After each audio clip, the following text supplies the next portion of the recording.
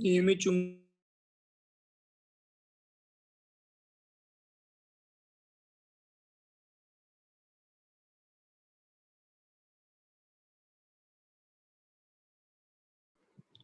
Theta કોણ બનાવે તેમ મૂકેલા લંબચોરસ ગુંજરા પર લાગતા ટોર્કનું સૂત્ર હતા.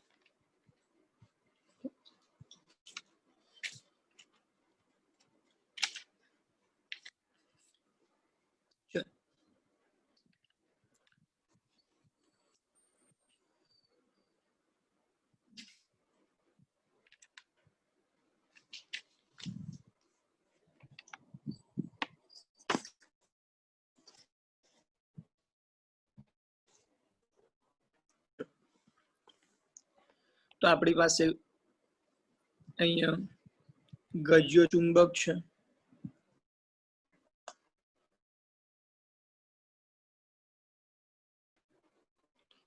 અને અહીંયા આપણી પાસે એસ ધ્રુવ છે. આ બધી જ રેખાઓ એન થી એસ જાય એટલે સમાન ચુંબકીય ક્ષેત્ર છે. આ સમાન ચુંબકીય ક્ષેત્રમાં એક લંબચોરસ ગુંજરું મૂકેલું છે.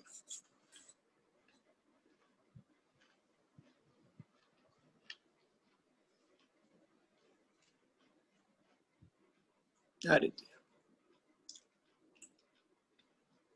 જેમાંથી પ્રવાહ દિશામાં જાય છે. હવે મેં તમને સમજાવ્યું કે પ્રવાહ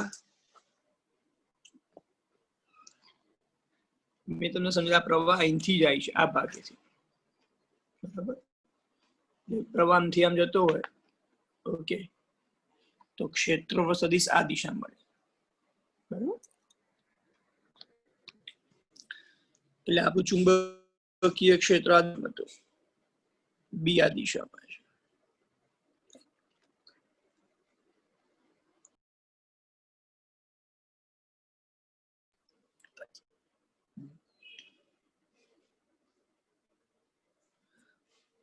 ચુંબકીય ક્ષેત્ર આ દિશામાં છે, ક્ષેત્રફળ સદિશ આ દિશામાં હશે અને અહીંયા ખૂણો કેટલો બને છે થીટા. ઓકે, સામ હવે આપણી બાજુ આ એ, આ બી, આ સી અને આ ડી છે. એ બી બાજુ આ સ્મોલ બી છે, બીસી એ સ્મોલ એ છે. લંબાઈ એ છે, આ બી છે. બરાબર, તો સૌથી પહેલા એ બી અને આ સીડી એ જે બીસી અને એડી પર લાગતું ટોર્ક કેટલું થશે? જો આ એ બીસી અને એડી પર લાગતા ટોર્ક 0 હશે. કેમ? આ બંને પર લાગતા જે બળો હશે એ સમાન મૂલ્યના અને પરસ્પર વિરુદ્ધ દિશામાં આવશે અને એક રેખા પર હોવાથી પરિણામી બળ 0 થશે અને ટોર્ક ઉદ્ભવશે નહીં. હવે પ્રશ્ન થાય, સર આ બંને પર બળ સમાન અને પરસ્પર આવે કઈ જેવી? તો સાંભળજો, તો બળનું સૂત્ર આપણે ભણ્યા હતા F is equal to IL cross B. Cross ને દૂર કરીએ એટલે IL B sin થીટા થાય. ઓકે, હવે માન લો આ જે ગુણસૂત્ર આમ છે ને, માન લો કે પેલા આમ સ્વીકાર લઈએ સીધું છે, તો પ્રવાહની દિશામાં આપણે લંબાઈ લઈએ ચુંબકીય આ દિશામાં છે એટલે બંને એક જ દિશામાં થવાના એટલે થીટા શું બનશે? 0 અને sin 0 શું થાય? 0 થાય. હવે આ થીટા ખૂણે છે તો એ 45 આવશે, તો આ ભાગમાં પણ ખૂણો 45 જ બનવાનો. ખૂણો તો બંનેમાં સરખા રહેવાના એટલે બળના મૂલ્યો મળશે ખરા પણ બંનેના સમાન મૂલ્યો મળશે. આપણે ભણ્યું તો લાસ્ટ ટાઈમ ભણ્યા હતા કે આની પર બળ ક્યાં લાગતું? અમુક ઉપર લાગે.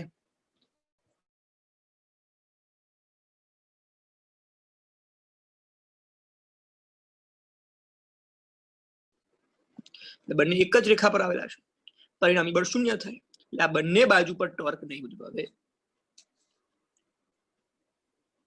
હવે એ બી અને સીડી પર ટોર્ક કેટલું લાગશે?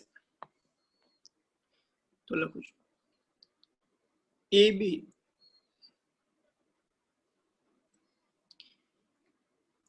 અને CD પર લાગતા બળના મૂલ્યો કેટલા?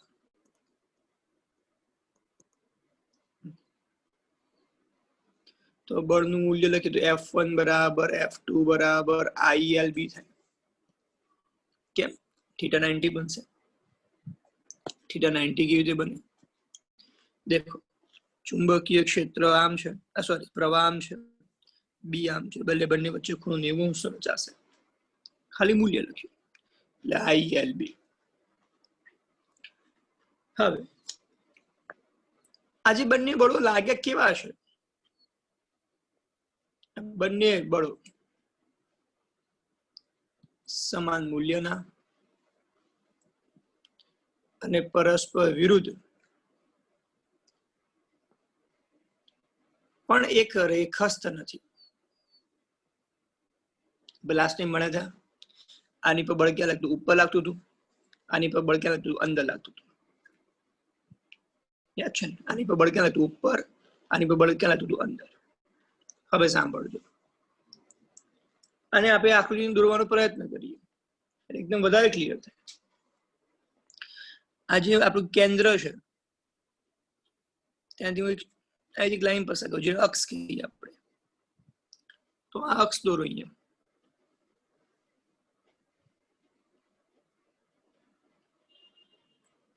આ કેન્દ્ર દોર્યું.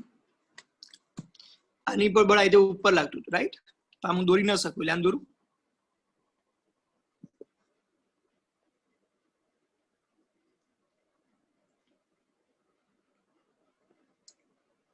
આની અંદર બળ અંદર લાગતું હતું, અંદર, તો દોરી ના શકું, એટલે આ સાઈડ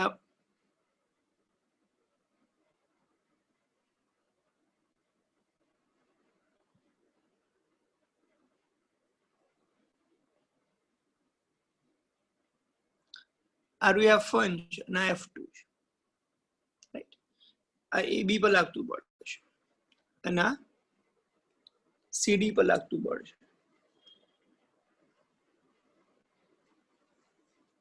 રાઈટ? હવે જોઈએ, હવે આપણે લાઈન ડ્રો કરવાનો પ્રયત્ન કરીએ.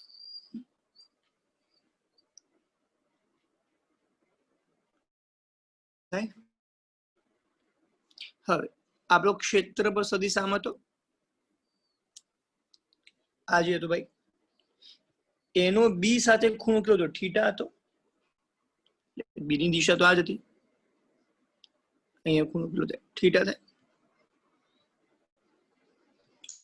તો આટલો ખૂણો કેટલો થાય?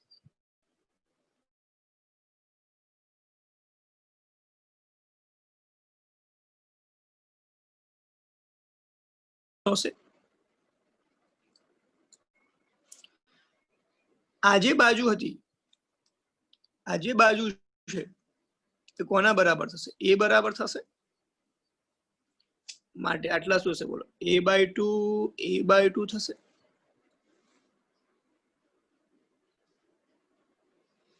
તો ગુંચળા પર લાગતું કુલ ટોર્ક શું થયું? લાગતું કુલ ટોર્ક, તો આપણને ખબર ટાઉ બરાબર ટાઉ1 પ્લસ ટાઉ2 થાય. ટોર્કનું સૂત્ર યાદ કરો, બળ ગુણ્યા લંબ અંતર, F1 ગુણ્યા લંબ અંતર. તો એક કાળકોણ બને. બળ થી ઉગમ બિંદુ સુધીનું લંબ અંતર કેટલું? ઉગમ બિંદુ એટલે કેન્દ્ર, તો લંબ અંતર આટલું શોધવું પડે.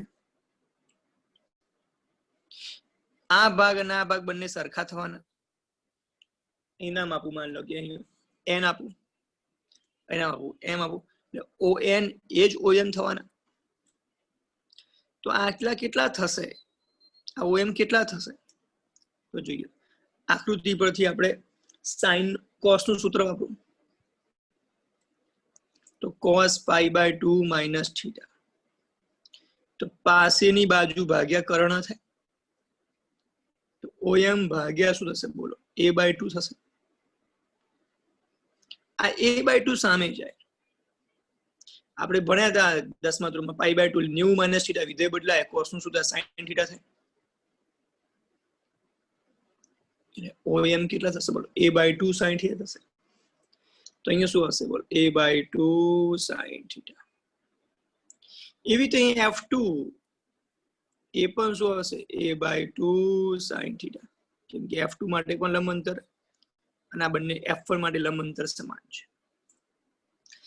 F1 ની કિંમત શું હતી? I small b capital B.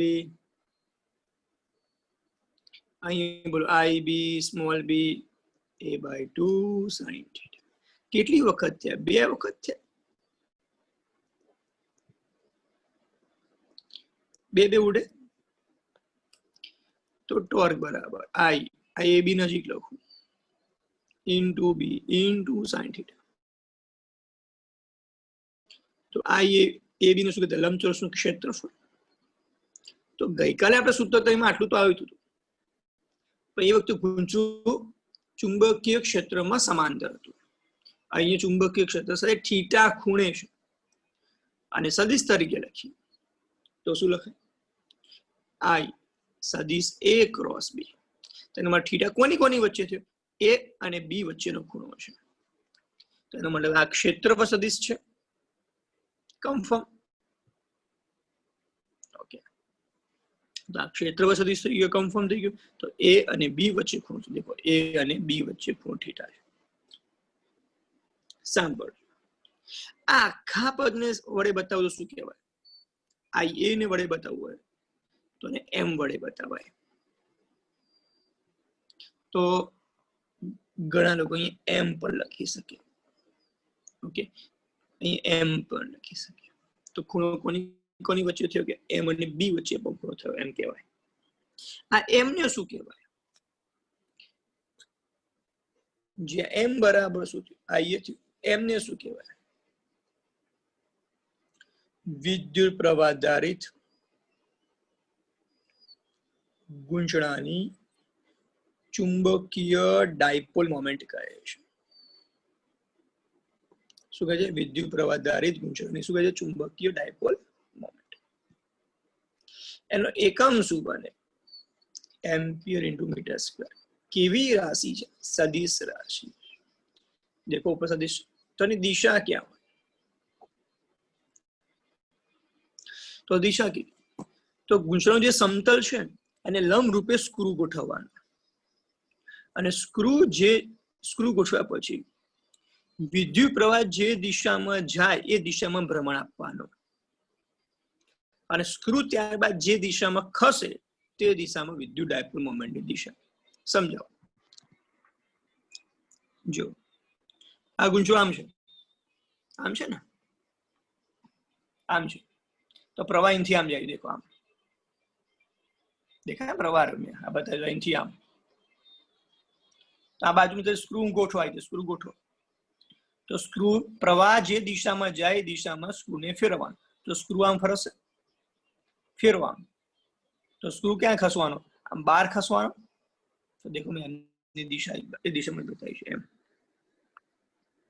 બતાવતો એમ એ દિશામાં છે. ઓકે, દિશામાં વહે એ દિશામાં સ્ક્રૂને ફેરવતા સ્ક્રૂ જે દિશામાં ખસે તે દિશામાં એમની દિશા.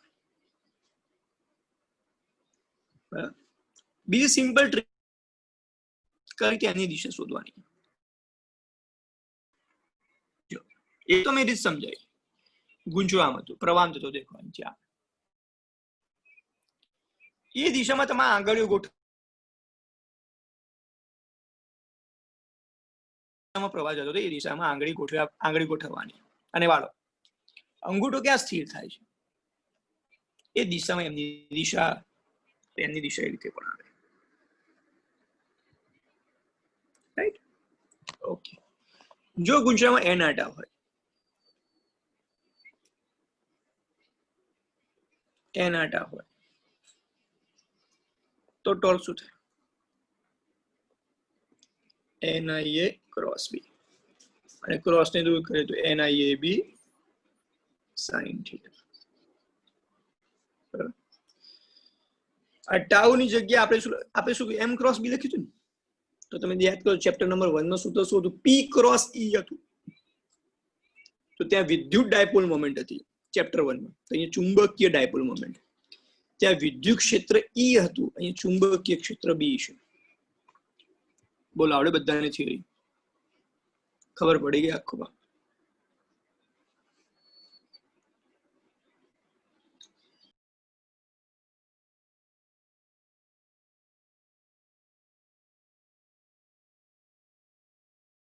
સર F1 બરાબર F2 બરાબર અહીંયા I LB હા અહીંયા સ્મોલ b છે અહીંયા સ્મોલ b છે લંબાઈ લખાઈ ગઈ છે મારે બરાબર આજે બાજુ હતી એની પર ટોર્ક આમ લાગતો ઉપર આપતો ઉપર એટલે ભાગ અહીંયા દોર્યો પણ આમ ચોપડી ના દોરી શકું એટલે આમ પાડ્યો છે રાઈટ અને આની અંદર ટોર્ક ક્યાં લાગતો અંદર લાગતો આમ અંદર તો એટલે આમ સીધો કર્યો છે આ ઉપર છે એટલે આમ દોર્યો છે અને આ બળ અંદર છે એટલે આમ દોર્યું છે ક્લિયર ને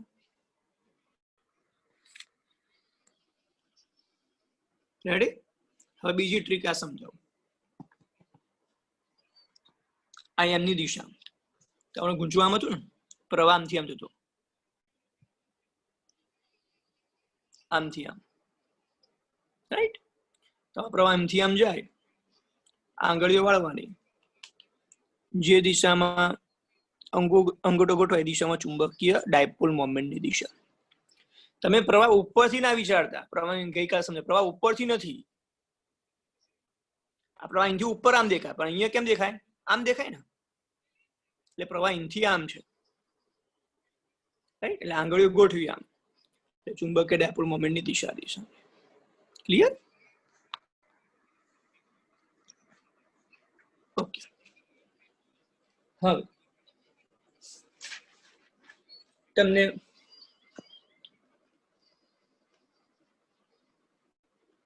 આપણે ચુંબકીય ક્ષેત્રમાં જોતા રોટેશન ગુંચવામાં ફરશે આની પર બળ આમ લાગે છે અહીં બળ નીચે લાગે છે ગુંચવામાં ફરવાનું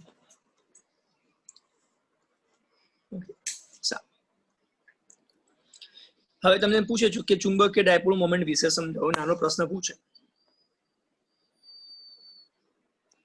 ચુંબકીય ડાયપોલ મોમેન્ટ વિશે સમજાવો તો સૌથી પહેલા તમે શું લખશો વ્યાખ્યા કે ગુંચળામાંથી વહેતા વિદ્યુત પ્રવાહ અને ગુંચળાના ક્ષેત્રફળ સદિશ ના ગુણાકારને ચુંબકીય ડાયપોલ મોમેન્ટ કહે છે ગુંચળામાંથી પસાર થતા વિદ્યુત પ્રવાહ અને ગુંચળાના ક્ષેત્રફળ સદિશના ગુણાકારને ચુંબકીય ડાયપોલ મોમેન્ટ કહે છે સૂત્ર m બરાબર ia લખવાના એકમ લખવાના એમ્પીયર ઇન્ટુ મીટર સ્ક્વેર રાશિ શું લખવાના સદિશ લખવાના દિશા પણ મેં તમને સમજાવી દીધી ઓકે એક બીજી વસ્તુ કહું ખાસ થોડી શક્યતાઓ સમજાવો ટોર્ક નું સૂત્ર હતું m ક્રોસ b આવ્યું તમે ક્રોસ ને દૂર કરી mb sin θ થાય થીટા 0 લો તો ટોર્ક શું થાય sin 0 0 થશે થીટા 90 લો તો sin 90 શું થશે mb થશે અને થીટા 180 લો તો sin 0 0 રાઈટ જ્યાં ટોર્ક 0 આવે એનો મતલબ ગુંચળું કેવી અવસ્થામાં હશે બોલો સ્થિર સ્થિતિમાં હશે ગોળ ગોળ નહીં ફરે આ ફરશે એટલે મહત્તમ ટોર્ક લાગશે આ થીટા 180 હોય ત્યાં પણ ગુંચળું સ્થિર અવસ્થામાં જ હશે પણ આને કહેવાય અસ્થિર સંતુલન કહેવાય અસ્થિર સંતુલન કહેવાય કેમ કે બંનેની દિશા પરસ્પર વિરુદ્ધ છે એટલે પહેલા જ્યારે આપણે કોલેજમાં ના આવે સ્કૂલમાં ભણતા એટલે આપણે સ્થિર અવસ્થામાં હોઈએ કોલેજમાં આવીએ એટલે મહત્તમ થઈ જઈએ ઓકે એટલે મેર પડ્યો હોય અને પછી શું થાય આપણું સંતુલન ગુમાઈ જાય ઓકે એટલે અસ્થિર અવસ્થામાં આવી જઈએ ઓકે ખબર પડી ગઈ આખી વસ્તુ ઓકે ઓકે હવે આ તો ખાલી નાનો પ્રશ્ન આના જેવો છે આના પરથી મેં અલગ પીડીએફ માં લખેલો જ છે ઓકે હવે નવો ક્વેશ્ચન. હવે બધા મેન થિયરી જે હતી બધી પતી ગઈ છે, બધા આ થિયરી આવશે. ચાલો ક્વેશ્ચન નવો.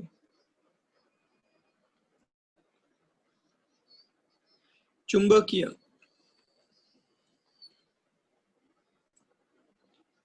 ડાયપોલ તરીકે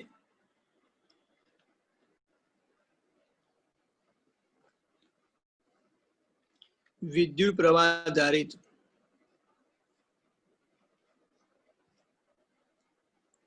વર્તુળાકાર ગુંચળાની અક્ષ પર ના બિંદુએ ચુંબકીય ક્ષેત્રનું સમીકરણ.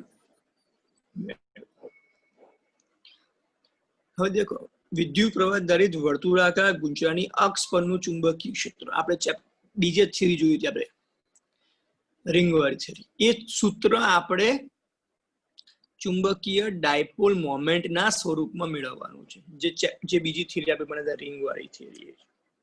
ઓકે, યાદ કરીએ. આપણે આવી રિંગ દોરી હતી,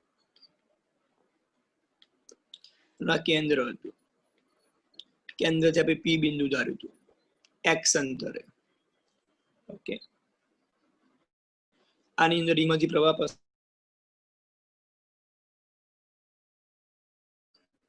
રાઈટ, રિંગમાં આપણે આમ આંગળીઓ ગોઠવી હતી. ચુંબકીય ક્ષેત્ર આ દિશામાં આવતું. રાઈટ, જે દિશામાં ચુંબકીય ક્ષેત્ર, ઓકે હા આઈડિયલ વાળી, આમથી આમ જઈએ, જે દિશામાં ચુંબકીય ક્ષેત્ર એ દિશામાં જ ચુંબકીય ડાયપોલ મોમેન્ટ. જો આની અંદર પણ દેખો, આપણે પ્રવાહ આમ જતો હતો ને, આંગળીઓ ગોઠવી, ચુંબકીય ક્ષેત્ર આ દિશામાં આવે. એ જે દિશામાં પ્રવાહ, જે દિશામાં ચુંબકીય ક્ષેત્ર એ દિશામાં ચુંબકીય ડાયપોલ મોમેન્ટ. હવે પ્રશ્ન છે, ચુંબકીય ક્ષેત્ર બી તો અહીંયા સમાંતર નતું, એ તો ગજિયા ચુંબકનું હતું. આ ગુંચળાનું ચુંબકીય ક્ષેત્ર કઈ દિશામાં છે? જેમાં પ્રવાહ આંગળીઓ વાળીએ એ દિશામાં અંગૂઠો ગોઠવાય એ દિશામાં ચુંબકીય ડાયપોલ મોમેન્ટ. સેમ અહીંયા પ્રવાહ આ દિશામાં જાય છે, એટલે આમથી આમ ગોઠવ્યું એટલે ડાયપોલ મોમેન્ટની દિશામાં. રાઈટ, યાદ કરીએ તો ગુંચળાની ના કેન્દ્રથી એક્સ અંતરે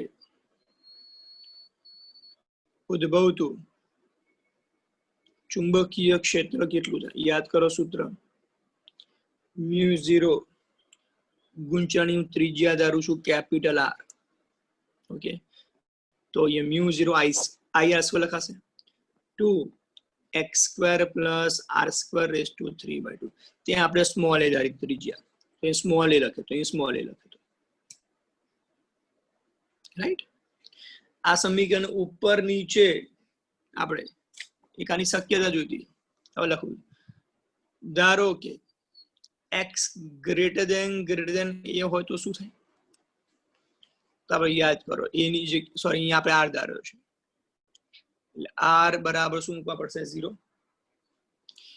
r ની જગ્યાએ 0 મૂકતા પણ ક્યાં મૂકતા? જ્યાં પ્લસ માઇનસ હોય ત્યાં મૂકતા ને. આપણે શક્યતા જોઈ 3, એક કેન્દ્ર પર શોધી દીધું, પછી n આટા વાળું, અને સર લીધી હતી x greater than a. પણ અહીંયા મેં કઈ લીધી શરત? x greater than r, કેમ કે મેં ત્રિજ્યા કેપિટલ r ધારી છે. ઓકે, તો તમે r ની જગ્યાએ 0 મૂકો તો x² છે, વર્ગ ઉડવાના, એટલે જવાબ શું થશે? x³ થશે. એટલે b બરાબર સૂત્ર શું આવ્યું? μ0 ir² / 2r³ સોરી x³.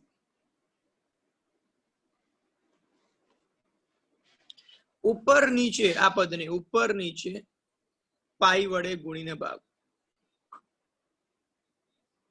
પાઈ વડે ગુણી ભાગે. પાઈ r² ને શું કહેવાય? ક્ષેત્રફળ કહેવાય. પણ i ઇન્ટુ એને આપણે શું કીધું? Dipole moment. અમે કીધું ચુંબકીય ડાયપોલ મોમેન્ટ.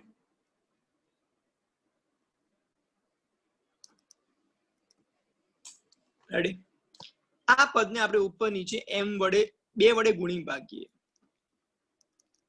એટલે 4π. અહીંયા 2 વડે ગુણવું, તો દેખો અક્ષ પરનું ચુંબકીય ક્ષેત્ર ચુંબકીય ડાયપોલ મોમેન્ટના સૂત્રના સ્વરૂપમાં આવી ગયું છે. ઓકે, એટલે ઉપર નીચે 2 વડે ગુણી ભાગ એટલે 2m/x. આ સૂત્ર આપણે ચેપ્ટર 5 ભણીશું ત્યારે. એટલે ગજિયા ચુંબકની અક્ષ પરનું પણ ચુંબકીય ક્ષેત્ર કહે છે. શું કહે છે? ગજિયા ચુંબકની અક્ષ પરનું પણ ચુંબકીય ક્ષેત્ર કહે છે. સૂત્ર બંને સૂત્રો સરખા છે. ચેપ્ટર 5 ભણાય ત્યારે આ વસ્તુ યાદ કરાવીશ. બોલો, આવડે થિયરી આખી ખબર પડી?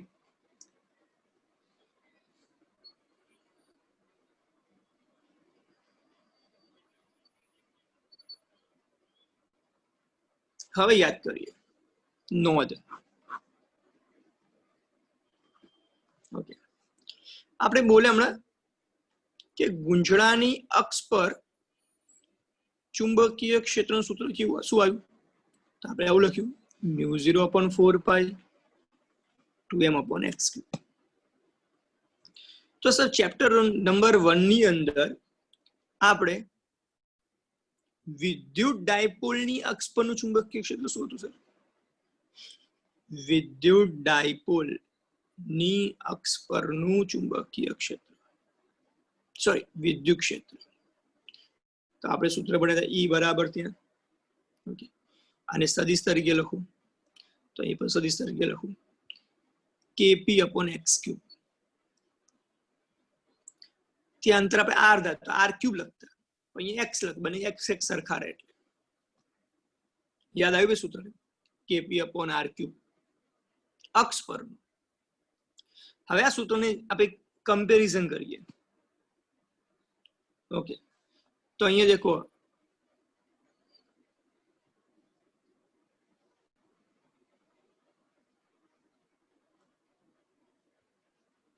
અહીંયા k, અહીંયા શું છે? μ0/4π થાય.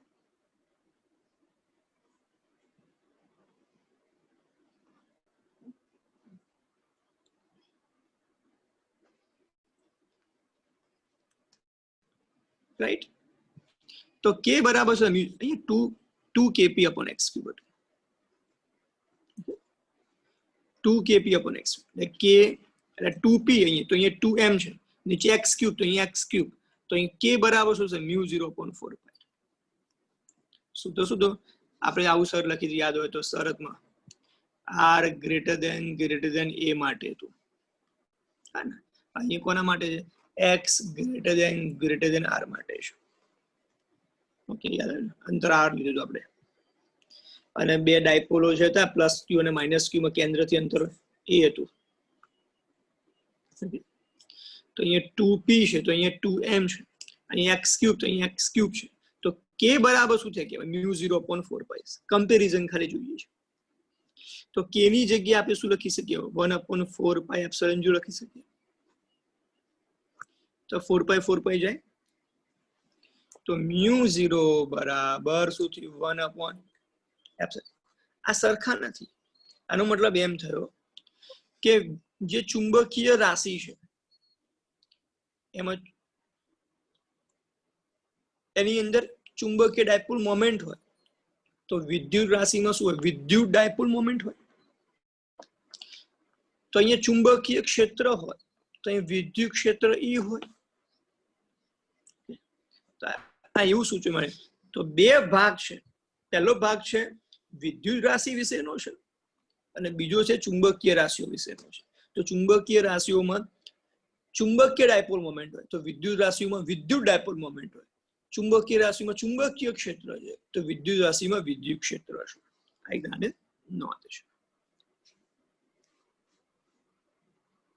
થઈ ગયું?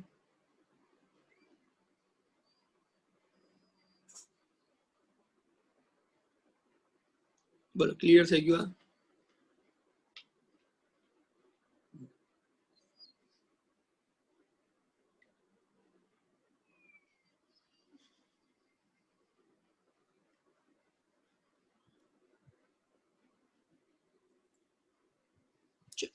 હવે એક બીજી નોંધ સમજાવો. હવે પ્રશ્ન તમને એવો થાય, સર વિદ્યુત ડાયપોલ અને ચુંબકીય ડાયપોલ, આ બંને વચ્ચેનો તફાવત શું છે? વિદ્યુત ડાયપોલમાં બે વીજભારો આવેલા હતા, -q અને +q. ઓકે, જે ચુંબકત્વ હોય, જે ચુંબક ધરાવતું હોય, આ થિયરીમાં લખવાનું ત્યાં નોંધ અલગ અલગ છે, આ લખવાનું ત્યાં એક્સ્ટ્રા સમજાવું છું. જે ચુંબકીય ડાયપોલ હોય તેની અંદર સૌથી આ જે ચુંબકત્વનો સૌથી મૂળભૂત ગુણધર્મ છે. ચુંબકત્વ એટલે જે ગજ્યો ચુંબક છે એનો મૂળભૂત ગુણધર્મ એટલે ચુંબકીય ડાયપોલ. હવે આ જે વીજભારો છે, જેમ કે -q +q છે, તો સ્વતંત્ર હોઈ શકે, પણ તમે ગજ્યો ચુંબક બનાવો તો અહીં n ધ્રુવ અને s ધ્રુવ છે, રાઈટ? તો આ બંને જોડે જ હોય. હજુ સુધી એવો શોધાયો નથી એકલો n ધ્રુવ હોય ને એકલો s ધ્રુવ હોય. એટલે વીજભારો સ્વતંત્ર હોઈ શકે +q -q, પણ ચુંબકી ગજ્યા ચુંબકમાં n ધ્રુવ અને s ધ્રુવ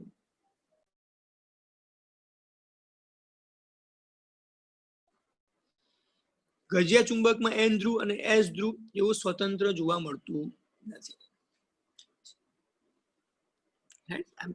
એક બેઝિક કોન્સેપ્ટ છે. વિદ્યુત ડાયપોલમાં બે જે વીજભારો છે મુક્ત અવસ્થામાં મળી શકે, પણ ચુંબકીય ડાયપોલમાં n ધ્રુવ અને s ધ્રુવ છે એ હંમેશા સ્વતંત્ર નથી હોતો, બે જોડે જ હોય. n ધ્રુવ હોય તો સાથે s ધ્રુવ હોય, અને s ધ્રુવ હોય તો n ધ્રુવ હોય. આ બધું પીડીએફમાં છે, આ બધું પીડીએફમાં છે. ઓકે, ચિંતા નહીં. ઓકે,